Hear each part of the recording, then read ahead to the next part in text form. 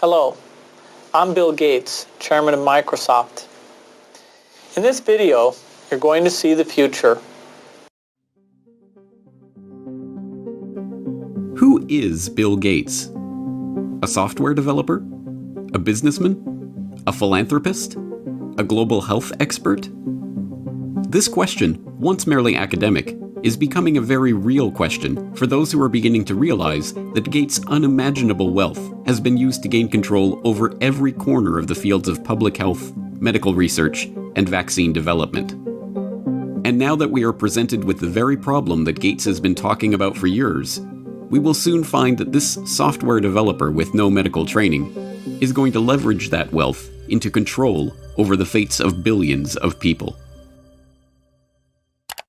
Because until we get almost everybody vaccinated globally, we still won't be fully back to normal. Bill Gates is no public health expert. He is not a doctor, an epidemiologist, or an infectious disease researcher. Yet somehow, he has become a central figure in the lives of billions of people, presuming to dictate the medical actions that will be required for the world to go back to normal. The transformation of Bill Gates from computer kingpin to global health czar is as remarkable as it is instructive, and it tells us a great deal about where we are heading as the world plunges into a crisis, the likes of which we have not seen before. This is the story of how Bill Gates monopolized global health. You're tuned into the Corbett Report. Until his reinvention as a philanthropist in the past decade, this is what many people thought of when they thought of Bill Gates.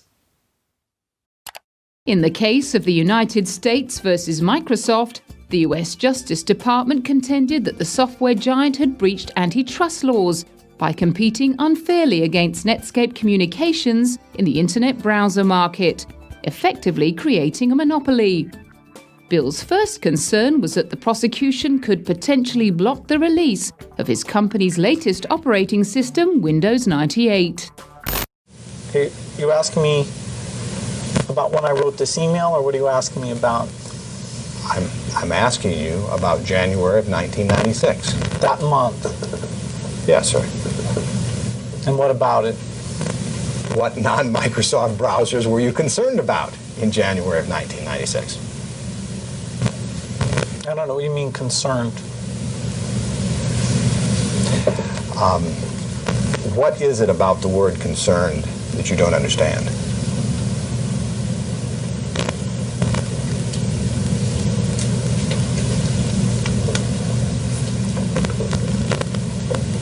I'm not sure what you mean by it. We're going to be working together on Microsoft Office, on Internet Explorer, on Java, and I think that it's going to lead to a very healthy relationship. So it's a package announcement today. We're very, very happy about it. We're very, very excited about it. And I happen to have a special guest with me today via satellite downlink. And if we could get him up on the stage right now.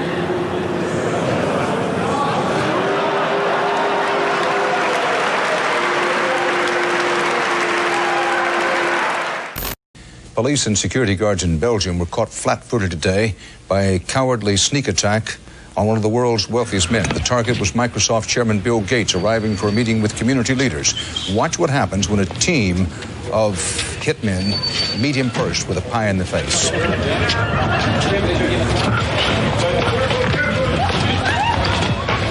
Gates was momentarily and understandably shaken, but he was not injured.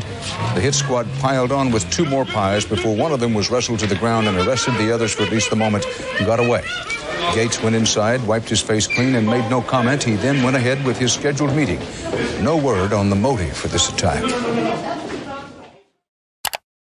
But once reviled for the massive wealth and the monopolistic power that his virus-laden software afforded him, Gates is now hailed as a visionary who is leveraging that wealth and power for the greater good of humanity. In the 22nd century, a book will be written about the entrepreneur of the 21st century. I'm sure that the person who will foremost come to the mind of those historians is certainly Bill Gates. I don't think it's hyperbole to say that Bill Gates is singularly, I would argue, the most consequential individual of our generation. I mean that. Our next guest is one of the richest and most generous men in the world. Please welcome Bill Gates. At a time when everyone is looking to understand the scope of the pandemic and how to minimize the threat, one of the best informed voices is that of businessman and philanthropist Bill Gates. The process by which this reinvention of Gates's public image took place is not mysterious. It's the same process by which every billionaire has revived their public image since John D. Rockefeller hired Ivy Ledbetter Lee to transform him from the head of the Standard Oil Hydra into the kind old man handing out dimes to strangers. Don't you give a dime, Mr. Rockefeller?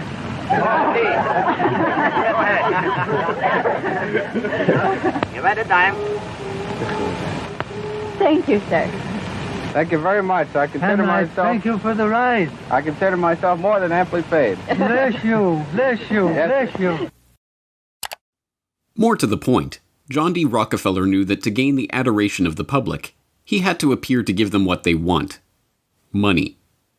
He devoted hundreds of millions of dollars of his vast oil monopoly fortune to establishing institutions that, he claimed, were for the public good. The General Education Board, the Rockefeller Institute of Medical Research, the Rockefeller Foundation. Similarly, Bill Gates has spent much of the past 2 decades transforming himself from software magnate into a benefactor of humanity through his own Bill and Melinda Gates Foundation. In fact, Gates has surpassed Rockefeller's legacy with the Bill and Melinda Gates Foundation, long having eclipsed the Rockefeller Foundation as the largest private foundation in the world, with $46.8 billion of assets on its books that it wields in its stated program areas of global health and development, global growth, and global policy advocacy. And, like Rockefeller, Gates's transformation has been helped along by a well-funded public relations campaign. Gone are the theatrical tricks of the PR pioneers. The ubiquitous ice cream cones of Gates' mentor Warren Buffett are the last remaining holdout of the old Rockefeller handing out dimes gimmick. No, Gates has guided his public image into that of a modern-day saint through an even simpler tactic: buying good publicity. The Bill and Melinda Gates Foundation spends tens of millions of dollars per year on media partnerships, sponsoring coverage of its program areas across the board. Gates funds The Guardian's global development website. Gates funds NPR's global health coverage. Gates funds the Our World in Data website that is tracking the latest statistics and research on the coronavirus pandemic. Gates funds BBC coverage of global health and development issues, both through its BBC Media Action Organization and the BBC itself. Gates funds World Health coverage on ABC News. When the NewsHour with Jim Lehrer was given a $3.5 million Gates Foundation grant to set up a special unit to report on global health issues, NewsHour communications chief Rob Flynn was asked about the potential conflict of interest that such a unit would have in reporting on issues that the Gates Foundation is itself involved in. In some regards, I guess you might say that there are not a heck of a lot of things you could touch in global health these days that would not have some kind of Gates tentacle, Flynn responded. Indeed, it would be almost impossible to find any area of global health that has been left untouched by the tentacles of the Bill and Melinda Gates Foundation. It was Gates who sponsored the meeting that led to the creation of Gavi, the Vaccine Alliance, a global public-private partnership bringing together state sponsors and big pharmaceutical companies whose specific goals include the creation of healthy markets for vaccines and other immunization products. As a founding partner of the alliance, the Gates Foundation provided $750 million in seed funding and has gone on to make over $4.1 billion in commitments to the group. Gates provided the seed money that created the Global Fund to Fight AIDS, Tuberculosis, and Malaria, a public-private partnership that acts as a finance vehicle for governmental AIDS, TB, and malaria programs. When a public-private partnership of governments, world health bodies, and 13 leading pharmaceutical companies came together in 2012 to accelerate progress toward eliminating or controlling 10 neglected tropical diseases, there was the Gates Foundation with $363 million of support. When the Global Financing Facility for Women, Children, and Adolescents was launched in 2015 to leverage billions of dollars in public and private financing for global health and development programs, There was the Bill and Melinda Gates Foundation as a founding partner with a $275 million contribution. When the Coalition for Epidemic Preparedness Innovations was launched at the World Economic Forum in Davos in 2017 to develop vaccines against emerging infectious diseases, there was the Gates Foundation with an initial injection of $100 million. The examples go on and on. The Bill and Melinda Gates Foundation's fingerprints can be seen on every major global health initiative of the past 2 decades. And beyond the flashy multi-billion-dollar global partnerships, the foundation is behind hundreds of smaller country and region-specific grants, $10 million to combat a locust infestation in East Africa, or $300 million to support agricultural research in Africa and Asia, that add up to billions of dollars in commitments. It comes as no surprise, then, that far beyond the $250 million that the Gates Foundation has pledged to the fight against coronavirus, every aspect of the current coronavirus pandemic involves organizations, groups, and individuals with direct ties to Gates funding. From the start, the World Health Organization has directed the global response to the current pandemic. From its initial monitoring of the outbreak in Wuhan and its declaration in January that there was no evidence of human-to-human transmission, to its live media briefings and its technical guidance on country-level planning and other matters, the WHO has been the body setting the guidelines and recommendations shaping the global response to this outbreak. But even the World Health Organization itself is largely reliant on funds from the Bill and Melinda Gates Foundation. The WHO's most recent donor report shows that the Bill and Melinda Gates Foundation is the organization's second largest donor behind the United States government. The Gates Foundation single-handedly contributes more to the World Health Body than Australia, Canada, France, Germany, Russia, and the UK combined. What's more, current World Health Organization Director General Tedros Adhanom Ghebreyesus is in fact, like Bill Gates himself, not a medical doctor at all, but the controversial ex-Minister of Health of Ethiopia, who was accused of covering up 3 cholera outbreaks in the country during his tenure.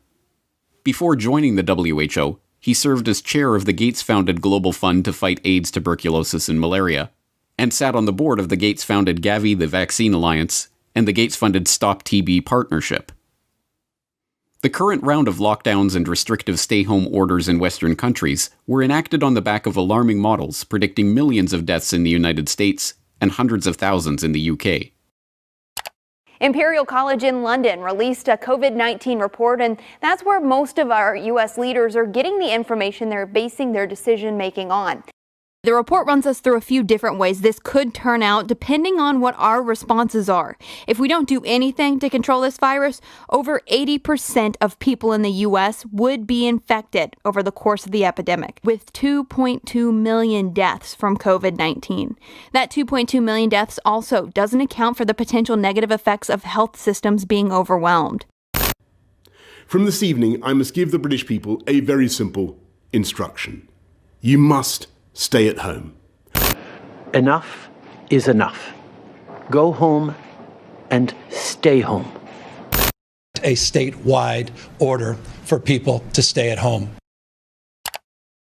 The work of 2 research groups was crucial in shaping the decisions of the UK and US governments to implement wide-ranging lockdowns, and, in turn, governments around the world.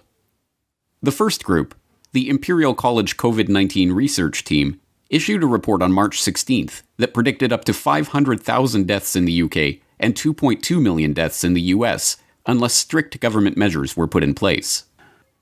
The second group, the Institute for Health Metrics and Evaluation in Bill Gates' home state of Washington, helped provide data that corroborated the White House's initial estimates of the virus effects, estimates that have been repeatedly downgraded as the situation has progressed.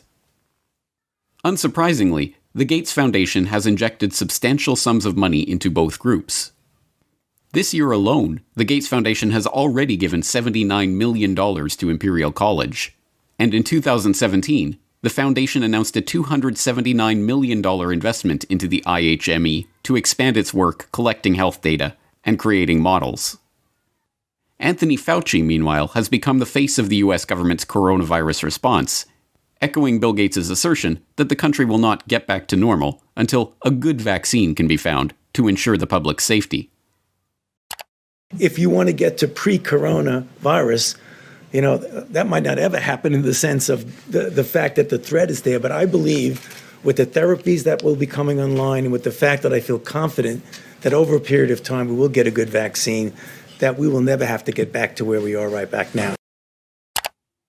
Beyond just their frequent collaborations and cooperation in the past, Fauci has direct ties to Gates' projects and funding. In 2010, he was appointed to the Leadership Council of the Gates-founded Decade of Vaccines project to implement a global vaccine action plan, a project to which Gates committed $10 billion of funding. And in October of last year, just as the current pandemic was beginning, the Gates Foundation announced a $100 million contribution to the National Institute of Health to help, among other programs, Fauci's National Institute of Allergy and Infectious Diseases research into HIV. Also in October of last year, the Bill and Melinda Gates Foundation partnered with the World Economic Forum and the Johns Hopkins Center for Health Security to stage Event 201, a tabletop exercise gauging the economic and societal impact of a globally spreading coronavirus pandemic. It began in healthy-looking pigs, months, perhaps years ago. A new coronavirus. The mission of the Pandemic Emergency Board is to provide recommendations to deal with the major global challenges arising in response to an unfolding pandemic. The board is comprised of highly experienced leaders from business, public health, and civil society.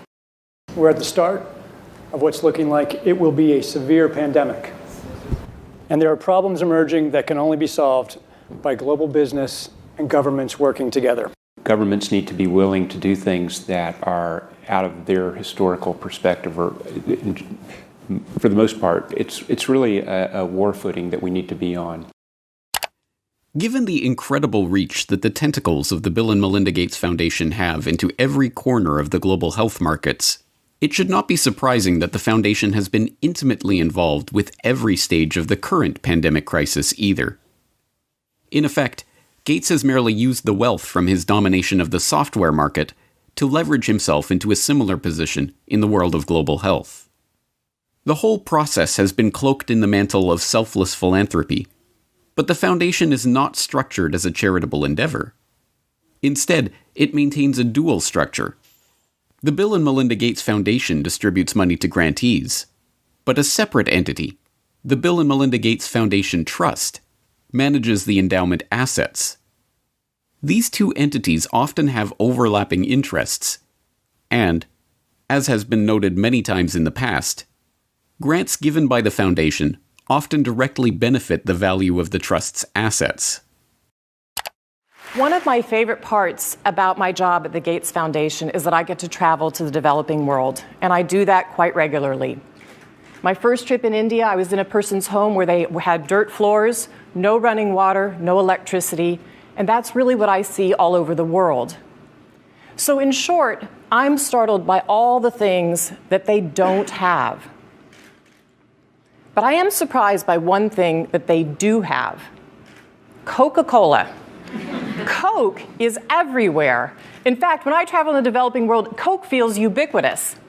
And so when I come back from these trips and I'm thinking about development and I'm flying home and I'm thinking, well, we're trying to deliver condoms to people or vaccinations, you know, Coke's success kind of stops and makes you wonder, how is it that they can get Coke to these far-flung places?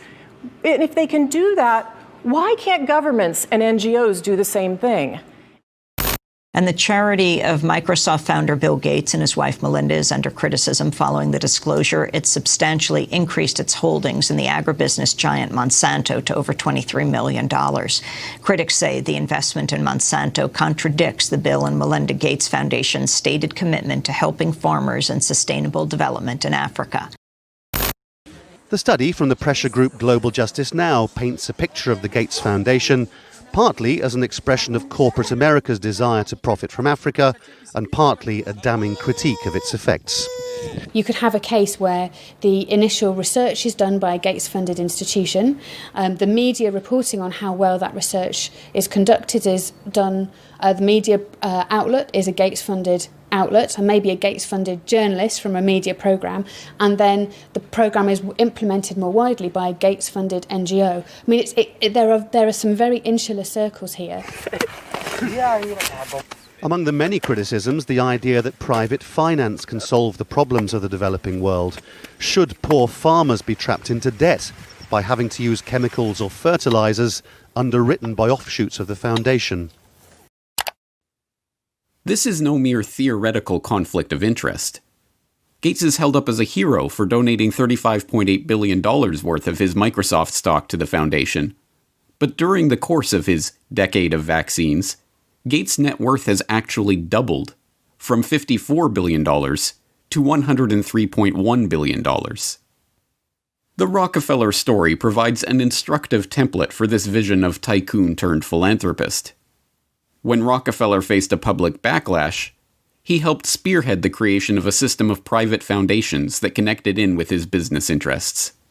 Leveraging his unprecedented oil monopoly fortune into unprecedented control over wide swaths of public life, Rockefeller was able to kill two birds with one stone, molding society in his family's own interests, even as he became a beloved figure in the public imagination. Similarly, Bill Gates has leveraged his software empire into a global health, development, and education empire, steering the course of investment and research and ensuring healthy markets for vaccines and other immunization products. And, like Rockefeller, Gates has been transformed from the feared and reviled head of a formidable hydra into a kindly old man, generously giving his wealth back to the public. But not everyone has been taken in by this PR trick. Even The Lancet observed this worrying transformation from software monopolist to health monopolist back in 2009, when the extent of this Gates-led monopoly was becoming apparent to all. The first guiding principle of the Bill and Melinda Gates Foundation is that it is driven by the interests and passions of the Gates family. An annual letter from Bill Gates summarizes those passions, referring to newspaper articles, books, and chance events that have shaped the foundation's strategy. For such a large and influential investor in global health, is such a whimsical governance principle good enough? This brings us back to the question: who is Bill Gates? What are his driving interests? What motivates his decisions? These are not academic questions. Gates's decisions have controlled the flows of billions of dollars, formed international partnerships pursuing wide-ranging agendas, ensured the creation of healthy markets for big pharma vaccine manufacturers. And now, as we are seeing, his decisions are shaping the entire global response to the coronavirus pandemic.